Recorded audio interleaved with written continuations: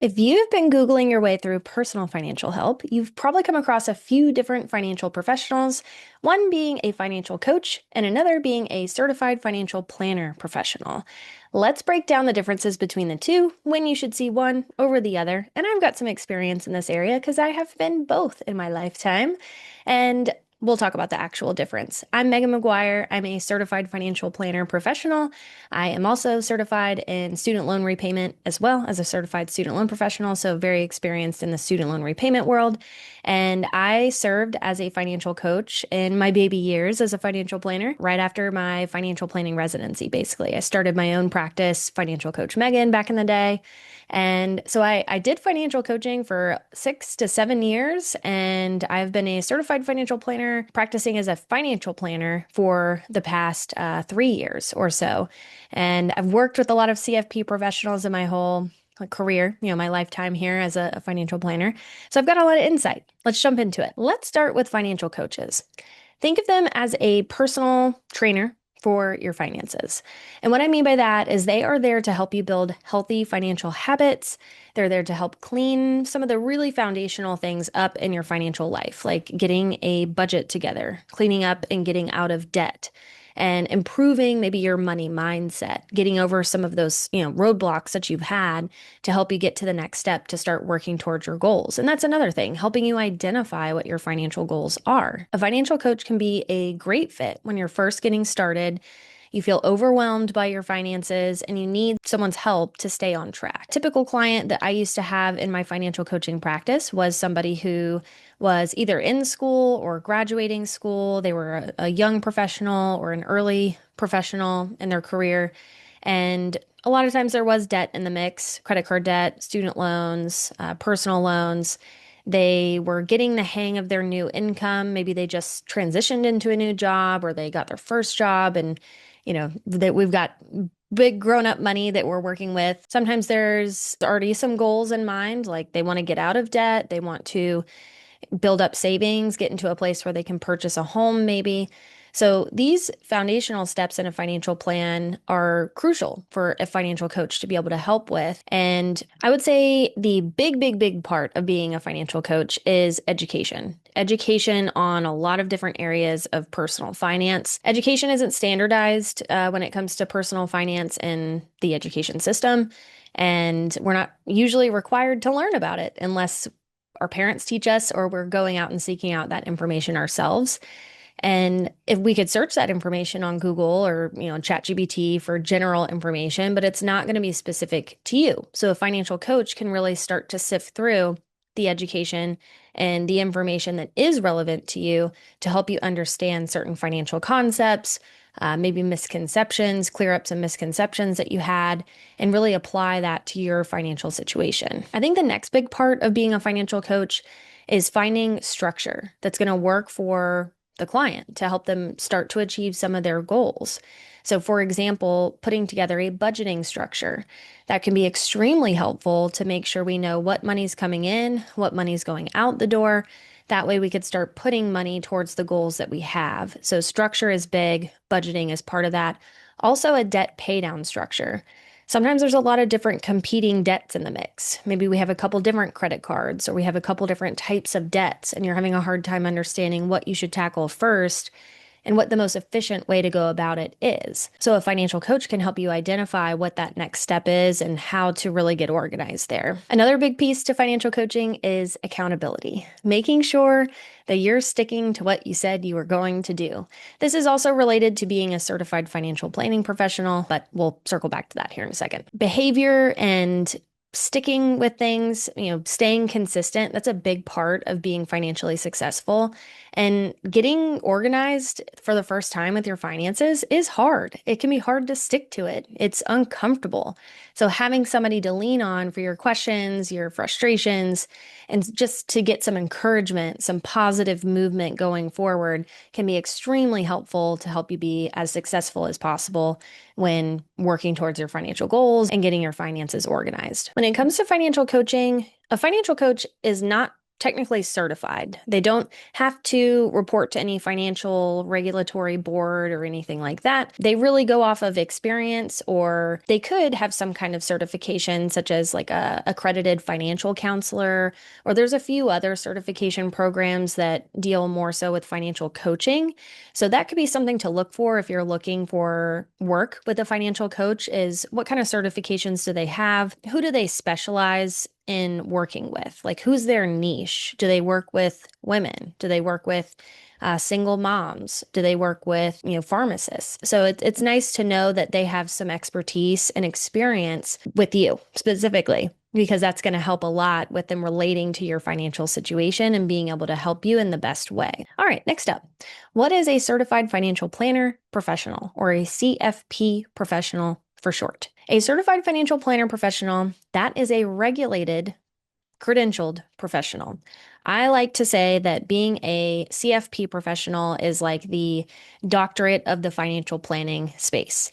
Financial planning is a little interesting in the sense that there are graduate programs that you can pursue in college, and post your undergrad education to pursue getting your CFP marks, but it's not completely standardized. You don't have to do a graduate program to complete the CFP board education. There are alternative ways of going about getting certification. I was one of those alternative routes where I had to go through a series of education courses, which is basically like going back to school. There's two parts to the education requirement to be able to obtain this designation. One is you have to complete coursework on financial planning through a CFP board registered program. And two, you also have to hold a bachelor's degree or higher in any discipline from some kind of accredited college or university. You must complete the coursework before you can take the CFP exam.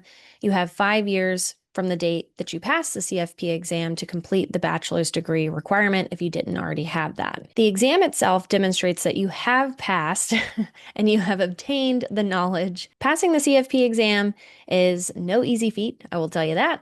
It does demonstrate that you've got the competency and the knowledge that goes into what it takes to be a comprehensive financial planner. The exam itself is a comprehensive exam that covers personal financial planning advice. And the exam itself is 170 multiple choice questions that consist of 2 3-hour sessions in one day.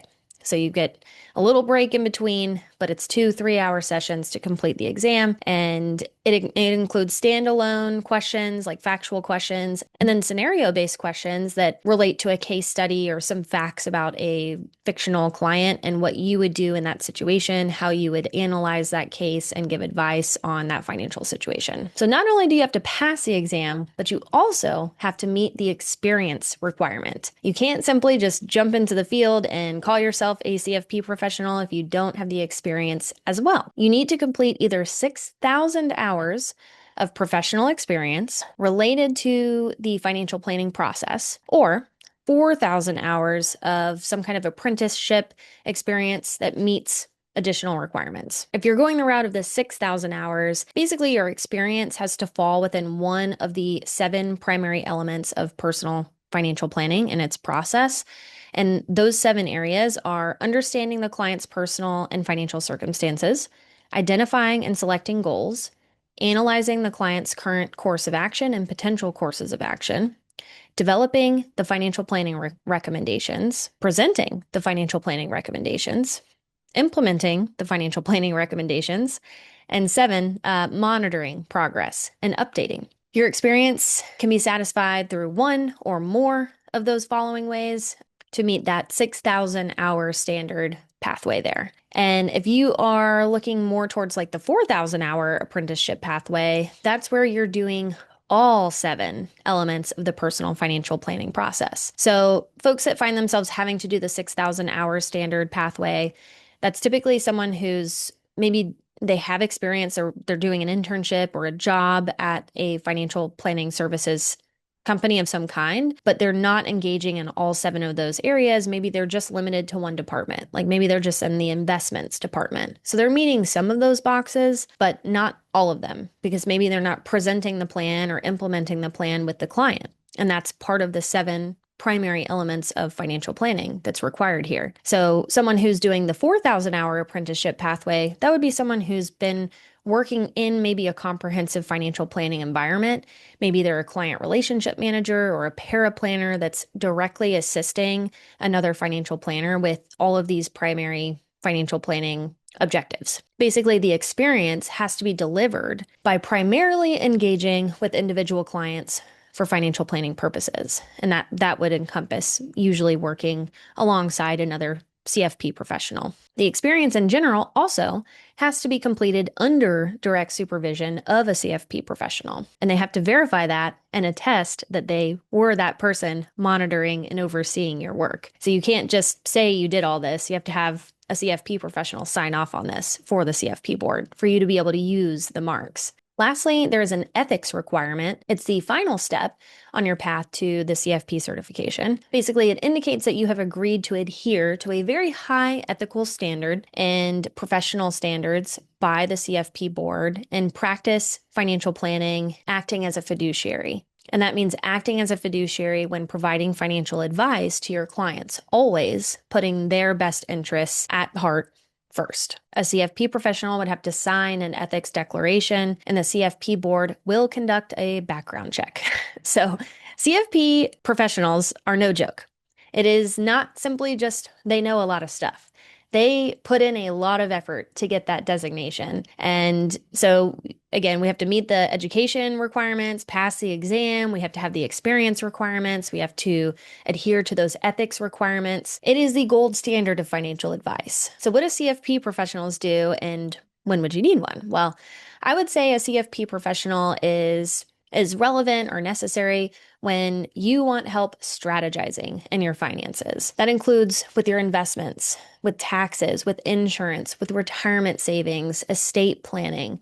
And for a lot of our clients, also that means student loan debt, because student loan debt can be a massive part of somebody's financial plan. And we need to be addressing that because that could be a big piece to the puzzle here. So if you're a higher income professional, think maybe physician, dentist, veterinarian, and you've got 6 figures of student loans, and or you're working towards very complex goals, lots of competing goals that are pretty high stakes altogether, working with a CFP professional is going to give you, I think, the strategy that you need. If you are newer in your money journey, you're trying to get the basics in play and the education down, a financial coach could make a lot more sense. That's in summary, but I would reiterate, I think a financial coach is great for budgeting and basic savings goals that you have. There's no credentials required. It's more habit focused and building systems that are going to work for you, and it's great for beginners. Working with a certified financial planner professional is going to be more full financial planning, taking into account a lot more areas of personal finance. There's extensive licensing and credential requirements, and it's very strategy focused, I would say, ideal for more complex finances or finances where we're just ready to take things to the next level. Why did I become a CFP professional? Well, I did financial coaching for that 6-7 years. Like I said, I started at a financial planning firm working under multiple CFP professionals for my residency. So right after college, I did about 3 years working with other CFP professionals at a traditional financial planning firm. And I started Financial Coach Meagan because at that phase in my life, I was young. I had a lot of friends who were trying to figure out the basics. And at the time, I didn't think there was really a solution. I didn't know anyone to refer those folks to help them start making good decisions early on. So I started Financial Coach Meagan at the time. And I thought that was a great experience. I really, really enjoyed the financial coaching aspect because it was helping people make smart decisions very proactively in their financial life, where a lot of times folks sometimes are kind of forced to figure it out on their own. And a lot of times it's by making mistakes and sometimes big mistakes and having to hard learn that lesson, unfortunately. So I thought it was really cool to be more proactive with folks and help them get on the right track or, stay on the right track long term.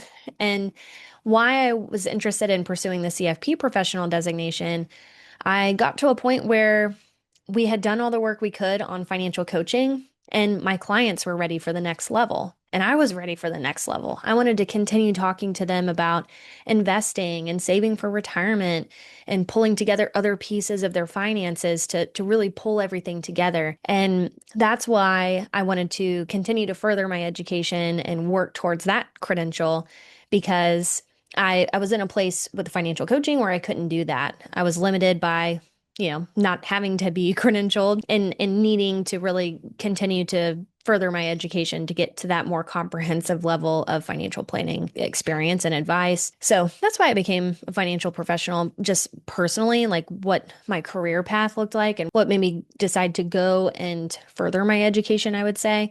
But why did I get into financial planning altogether? Well, I would say I liked math and I liked planning and I liked people. And so I think all of those things together really came together into a profession that I think I've really enjoyed over the years. I also was raised starting in high school by a single mother. My father had passed unexpectedly when I was in high school, and she did not have the proper financial education. She didn't have credit herself because my father was the breadwinner of our family.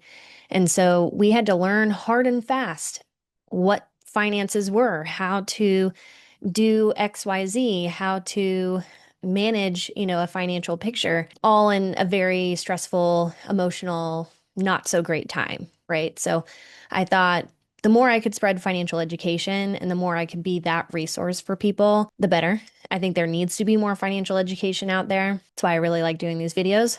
But I think overall that was the heart of the beginning stages of why I wanted to go into financial planning and then the journey along the way, how I got here. So if you're navigating some big financial decisions and you want some guidance and it goes beyond budgeting, it goes beyond, just the initial education of financial planning, then let's talk. We do comprehensive financial planning, goal-based financial planning at SLP Wealth, and we would love to bring you on board to help you work towards your next goals as efficiently as possible. Also, if you like this video, like and subscribe, share it with somebody you know or someone who might find this helpful. Leave us a comment on what your favorite thing is about personal finance or what you're trying to accomplish, financially speaking, what your goals are. Put it out there into the universe and let's start working on it. If you still have questions about the differences between a financial coach and a certified financial planner professional, put that in the comments too, and I will be happy to help you out. I'll catch you on the next one.